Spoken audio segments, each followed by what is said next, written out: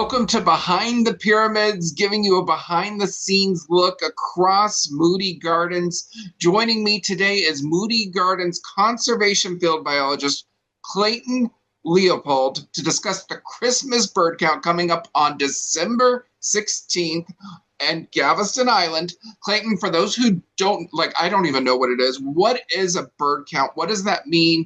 Can you tell us about this project? What is a bird count? Yeah, so like the name suggests, this bird count happens during the Christmas season. It's typically from the middle of December to about January 5th. Sometimes it changes depending on the season. Um, but it's a science effort that happens internationally. In Texas alone, we have over 100 circles that we count in. Um, it is a circle with a set diameter, and you basically count all of the species and individual birds that you see within a 24-hour period.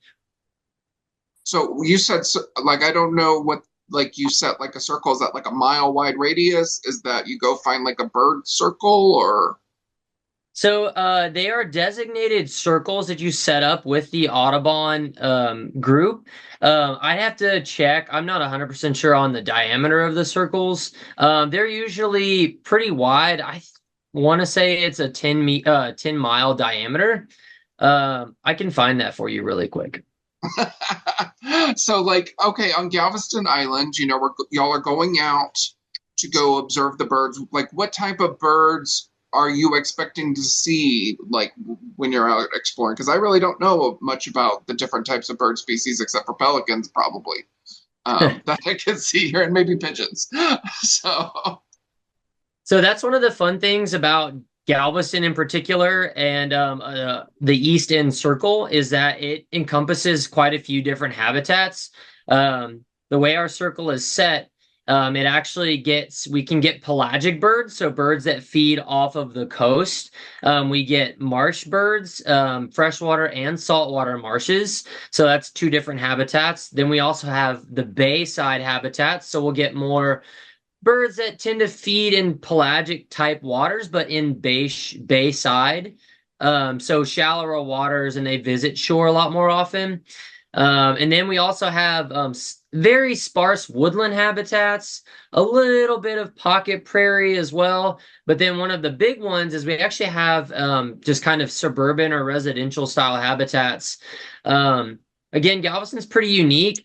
Traditionally, pre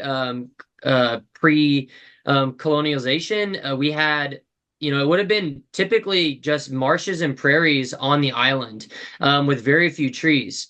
Ever since people have started to establish themselves on the island, we now have a very well-connected oak motte woodland style that's interspersed within homes, and we'll get a lot more woodland type birds. So things like red-shouldered hawks that typically blue jays. Occasionally we'll get chickadees and titmice. It's rare, but it happens.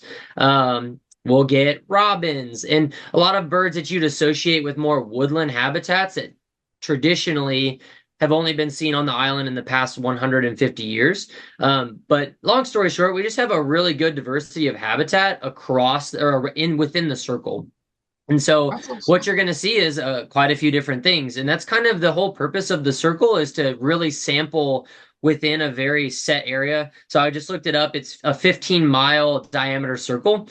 And so we're able to really put a fine focus on what is within that circle. You're checking all of these habitats, and it's not just a few people going out and going to the hot spots. You're actually going to pretty much every area. So the section that I cover is actually pretty industrial. I have quite a bit of a railroad property that goes through my circle. It's a lot of residential area. In fact, I would say 100% of my habitat is human impacted or human created. So it's a real good emphasis on kind of the human impacts, but also kind of the habitat we've created and the species that still utilize that habitat that traditionally aren't thought to use that habitat. So your 15-mile radius is pretty big, and Yep. I am no expert, so sometimes I'm like driving and then I see like a large flock, I guess is the proper term, of birds Flock, or like yep. are flying around. So how do you like ensure accuracy when so many birds are moving around at once? Because like I'm like, there's maybe 50, but it could be like 100 or 200. Yeah, so again, because this is a citizen science effort, there is a lot of bias that's applied to the data, and that's just to be fair to the data. So any researcher that's going to use it will basically apply a level of uncertainty to the data, and it tends to trend to more abundance type data. You're not looking for, okay, there were 37 great blue herons. You're really more like, okay, there was more than 10. So typically when we're doing these counts, we are looking for diversity and abundance. So how many species and how many individuals. So there's, like I said, there's some techniques. One, we have multiple people typically within each section of the count circle. So my team will have 3 people. So you can kind of bounce numbers off of each other, like, hey, I think I saw 12. They're like, yeah, I saw 14. And like, oh, I saw 13. So you just kind of average it out, like, okay, it's probably 13. And again, you're just kind of aiming for it's essentially the best guess, and that's okay. What we don't want to do is just say, okay, we saw them, and just say they were there. And that would be way more damaging to the data to say, okay, we know they were there or they weren't. That's just detection. So we want to have a best educated guess, and the higher the number gets, the more educated or the less educated it can be. So, if you get above 100, 125, 150, 175 is an okay estimation. There's also a technique where basically you'll try to take a mental snapshot of the flock. Say I've got 100+ white pelicans that are kettling half a mile above me.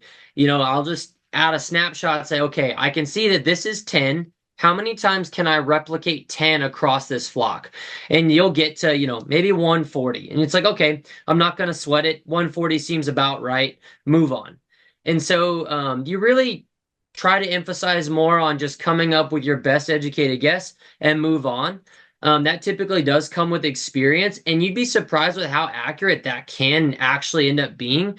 You can take a camera, get a snapshot of that, reference it really quick when the birding is slow, and say, okay, 10, 20, 30, 40, 50, that's how many I think there were, and move on. And so there's some techniques you get better with it over time, but overall, the emphasis is just to get a good like guesstimation and then just keep moving. So all of this data that you're collecting, so what does this do for like conservation? What does this do for like conservation decisions and like uh how does this help, I guess? So again, because it's citizen science and the majority of people being involved are not scientifically vetted, if you will. So again, the bias is there, which is again fine because the citizens science data has actually shown through the years that even though maybe not all of it's accurate, there's still a lot of population trend data that we've learned over 100 years that aren't being gained by scientists because there's just not as many of them doing the research. So, eBird is actually probably one of the most well-known and extensive citizen science efforts for birding that spans the whole year. And they've discovered quite a bit of abundance data differences in the last probably 15 years since it's been extremely popular. And so basically what researchers can use is it's like supplemental data support, and it kind of gives them an understanding of like, oh, maybe we should be focusing on this period of time for gathering our data versus this period of time, or maybe, oh, this is a region we didn't consider as part of a range for this species, we should look there. So it's almost like a sounding board for ideas or a way to hone in on what they're trying to research and using the citizen science data as supplemental resources. So directly, it's likely not impacting conservation data, but it is driving decisions in conservation, just maybe by second degree and not first degree. Well, I've just seen, like, I guess, stories, over the years, where some researchers find a bird that they didn't know could use some areas for like their habitat, or they've moved, they've had to change over the years and had to find somewhere else. So I guess maybe like on one of your bird counting, if you see a bird that maybe is rare or not easily found, or you're like, I never knew this was in Galveston, and then could probably help with more further research maybe needed on some of these things. Yeah, absolutely. And that's again the eBird as a whole, because it's a year-round effort, really helps researchers kind of understand like, okay, like we didn't know this bird was showing up in this range. Because again, say a scientist is only studying, a specific group of birds or a specific species, it's typically what is this species doing? Maybe it's just breeding. They're not even researching the whole life cycle of the bird or something like that. So there's a lot of gap in scientific data that citizen science data can not necessarily fill, but guide them to deciding on how to continue their research. So, like I said, it's supplemental science that helps kind of drive the true science-based science, if that makes any sense. So bird counting, I guess, has gained maybe a little bit more popularity over the last few years. Have you yourself noticed any changes in migration patterns in this region, the Galveston area, over the last few years? So I have been seriously birding the Upper Texas coast since probably 2013. And within that time, I would say about the only thing I've really noticed is typically wintering waterfowl. And this is a trend across pretty much the whole South, the whole Gulf Coast of the South. Um, is that they don't have to come as far down anymore because it's just a little warmer. They don't have to travel as far. Um, Geese especially, 50 years ago, Canada and cackling geese used to be regular occurrences on the coast, and now they're very rare. Typically, we'll go years without seeing either of those two species on the coast, and it's becoming rare. Mallard ducks is the same way. They used to winter more prevalently on the coast, and now we see them wintering more interior.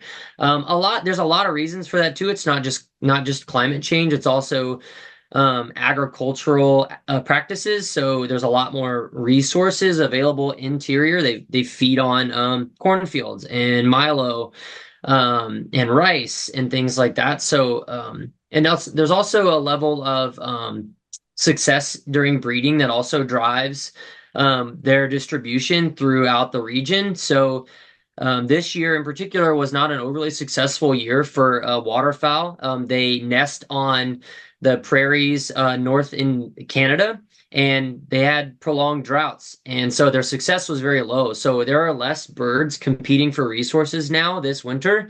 And so they're not as driven to disperse because they just don't have to go looking as far for resources. So there's quite a few reasons why we may see or not see species throughout a given year. Most of it is resource driven, not necessarily weather driven. But to that note, during the winter storm Uri in 2021, we saw more robins and waxwings, cedar waxwings, than we ever have seen because they were desperate for resources. They were literally surviving to the minute. And they were eating things I've personally never seen them eat before. Indian hawthorn is not a native and typically is not considered valuable to native wildlife. And yet they were feeding heavily on the berries on property.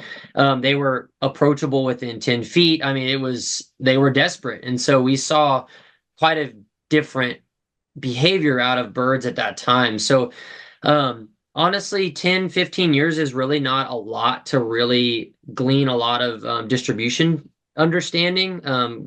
And there's always more than one factor at play. So that's kind of the understanding with that.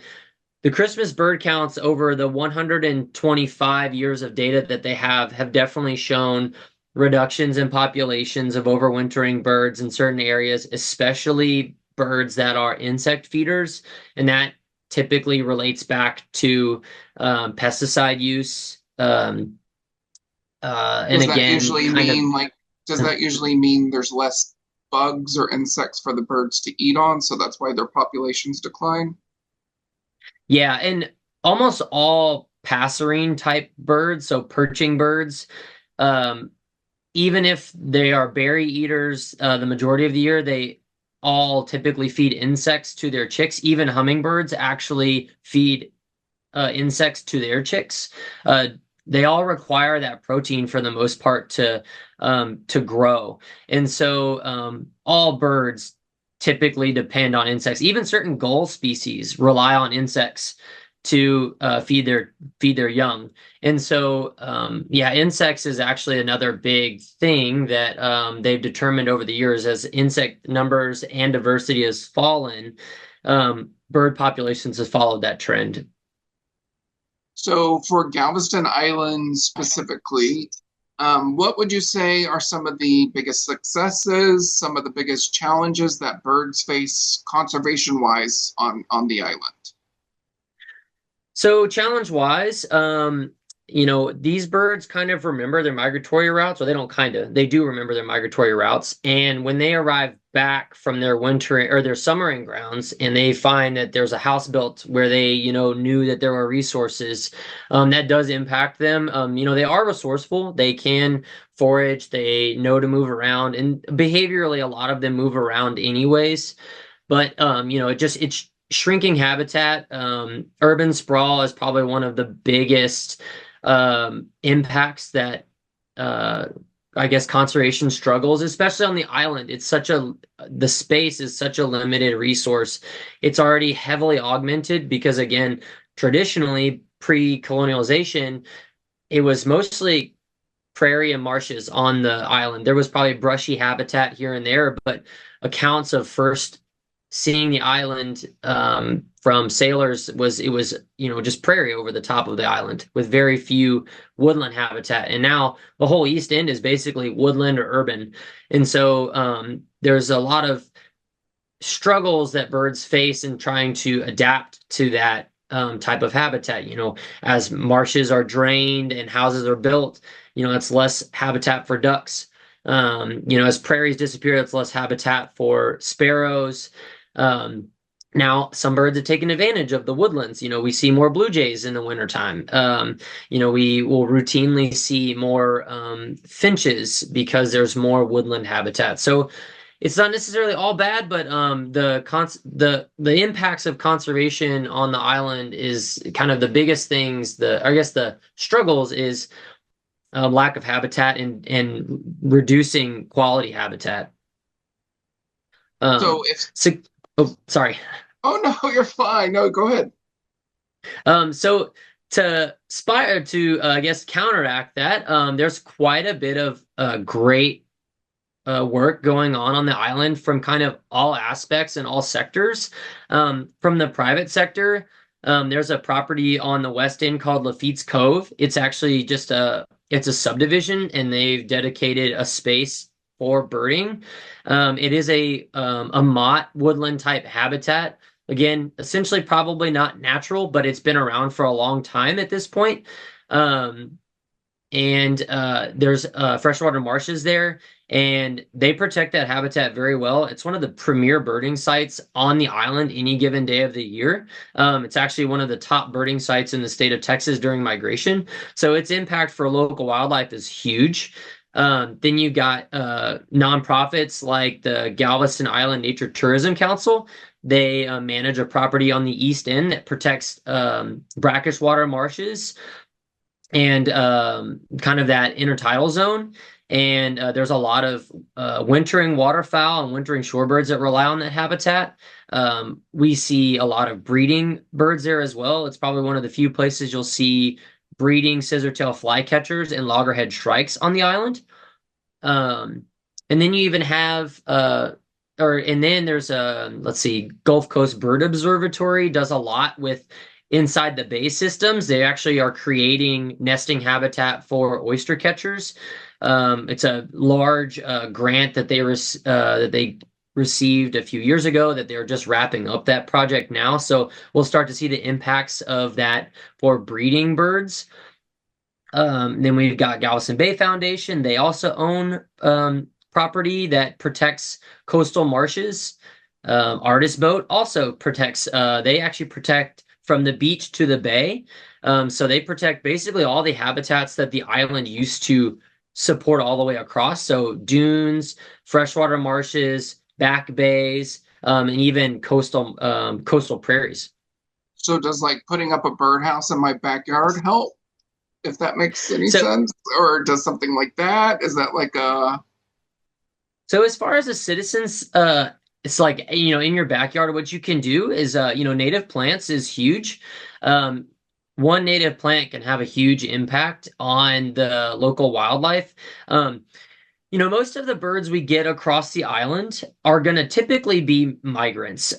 Most of the breeders that we're seeing are more tied to the water. That's not totally true. There's no kind of one size fits all answer to anything. And honestly, anything that you're doing to support native wildlife is great. I would caution a nest box because typically things like European starlings and house sparrows, which are non-natives, will probably make use of it. Now, if you're out on the west end, a barn owl box would be a great option to put out. They're one of the best natural predators of rodents, so rats and things like that. And then things like trying to think of another nest box you could put out. Typically, we don't have any nesting ducks other than black-bellied whistling ducks, which technically weren't actually like expected on the island until about the mid 1990s. So they're actually newcomers to the area, but totally fine to have them here. They are technically native, but so really many native plants is birds? kind of what's that? So many birds. So many birds. That's the kind of the difficulty is the island is so diverse. As far as species occurrences, we're number three in eBird as far as total species detected in an individual county. Only the counties in South Texas beat us. So and we don't get all those cool rarities that they get. So we really compete on a very serious level as far as diversity of species. So native plants is probably the biggest impact you could have in your own backyard as far as supporting native species So if or front someone yard. wants, oh, so if somebody wants to get involved in like this Christmas bird count or birding in general or citizen science, where should they start? How, give us the details. How do you participate in Tuesday's event on December 16th, or any other event maybe too as well? Yeah, so when this post is available, we will be sure to share the link to the Audubon Christmas bird count. In that link, you'll be able to go to the website and you'll be able to find an active count in your area. Again, it's international. So if you're seeing this and you're not even in Texas or the US, there is likely still a count near you. And you can click on that map and it will take you to some whoever the compiler is for that circle. And with that, there will be a contact and you'll be able to reach out to them. I will say you want to act quick. The counts are going to start basically in a few days. And so if you want to get involved, you'll want to jump on that fast. But you can basically, again, follow that link, reach out to a compiler and see what kind of availability they have. Pretty much every count, unless it's just one of the premier type counts that gets great numbers, will be more than willing to have you be a part of their count. It's a great way to get involved with the local birders in your community, which usually opens up the options to go birding elsewhere. It's a very tight knit community that love to go birding. So I could tell you right now, if somebody asked me, hey, Clayton, can I go birding with you after that? I'm like, yeah, I'll tell you when I'm out again and, we'll take you out to all the spots. So if you're looking to get involved, not just with the Christmas bird count, but in your local community in general, this is a great way to do it. And a Also, great way I to make highly recommend, friends. Yeah, great way to make friends. There's typically a countdown dinner. It's a great opportunity to meet everyone that was part of that count, get a free meal, and hear about all the cool birds that we're seeing. So I want to And then I ask would highly you. recommend. Oh, I'm sorry. No, you go for it. You go. I would highly recommend you get an eBird account, pick up a pair of cheap binoculars, and just get out and go birding. Um, be patient with yourself.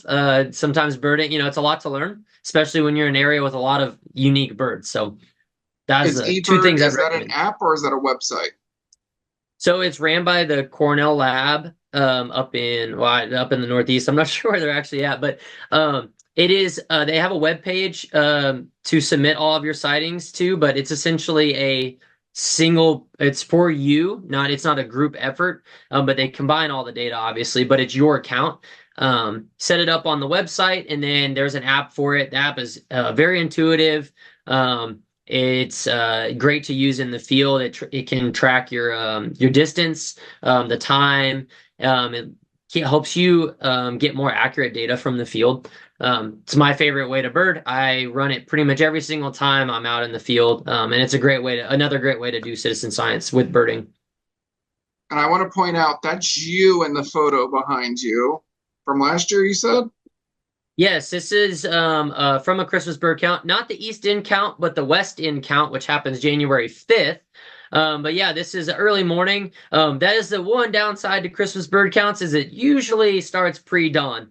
Now, if you have any particular objections to that, you can let the compiler know, hey, I like to get up after dawn.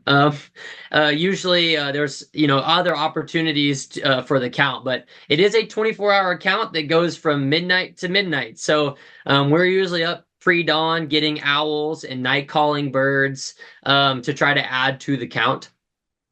Is dawn usually when birds are most active? Silly question, I'm sure. No, not silly at all. Typically, yes. Especially where we're at, you'll get a lot of birds traveling from roost sites to feeding sites. Most of your ducks and geese and water birds typically do not roost where they feed, so they will move out away from those roost sites to go to those wetland habitats. And that's definitely one of the best times. And it's also the transition between night birds and day birds. So, we're looking for owls in the early, pre-dawn. There's a few birds like American woodcock, which are really rare for the county, but we do get, and you kind of need that, you need that gumption to get out there early in the morning to get them on the count. Well, thank you so much. Moody Gardens conservation field biologist Clayton Leopold discussing the Christmas bird count, which again is happening Tuesday, December 16th, really, really early, but also all day, 24 hours. So there's a time schedule for everybody. If you have a question you want Clayton to answer, leave it down below in the comments and I'll track him down and make sure he answers it. Anything bird related, anything Galveston Island and bird related, I'm sure you can answer. Absolutely. Well, I'll try my best. If I can't answer it, I probably know someone that can. I'm putting you on the spot. Well, thank you so much for tuning into Behind the Pyramids. We'll see you again real soon. Have a great day, Clayton. Thank you. Y'all have a good one.